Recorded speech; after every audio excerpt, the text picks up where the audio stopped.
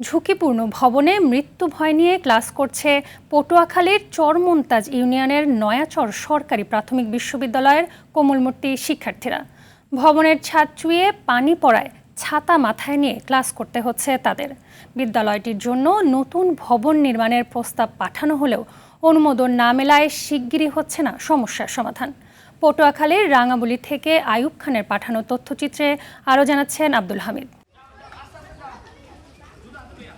পটুয়াখালীর রাঙাবালী উপজেলার চরমন্তাজ ইউনিয়নের নয়ারচর সরকারি প্রাথমিক বিদ্যালয়ে বর্তমানে পড়াশোনা করছে ১৩৩ জন শিক্ষার্থী, রয়েছেন ৪ জন শিক্ষক। তবে পাঠদান চলছে একটি জরাজীর্ণ ভবন ও ভাঙাচোরা টিনশেড কক্ষে। ভবনের বিভিন্ন স্থানে দেখা দিয়েছে বড় বড় ফাটল, খসে পড়ছে পলেস্তারা। বর্ষা মৌসুমে পরিস্থিতি আরো ভয়াবহ হয়ে ওঠে বিদ্যালয়ের। শিক্ষার্থীদের মাথার উপর পড়ে বৃষ্টির পানি, মাঠ পানিতে তলিয়ে থাকায় অনেকেই আসে না স্কুলে।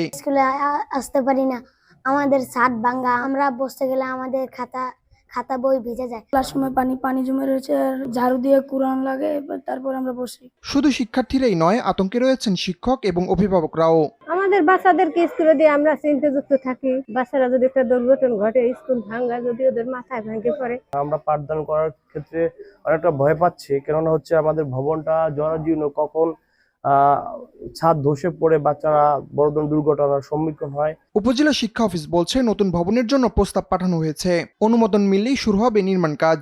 এখানে একটি নতুন ভবন তৈরি করার জন্য ঊর্ধ্বতন কর্তৃপক্ষের নিকট তথ্য প্রদান করেছি। আশা করি অদূর ভবিষ্যতে এখানে একটি নতুন ভবন নির্মিত হলে শিক্ষার্থীরা স্বাচ্ছন্দ্যে এখানে পড়াশোনা করতে পারবে। বড় ধরনের দুর্ঘটনার আগেই শিক্ষার্থীদের জন্য শিক্ষার নিরাপদ পরিবেশ নিশ্চিতে দ্রুত নতুন ভবন নির্মাণের দাবি শিক্ষক, শিক্ষার্থী ও অভিভাবকদের। আব্দুল হামিদ, RTV।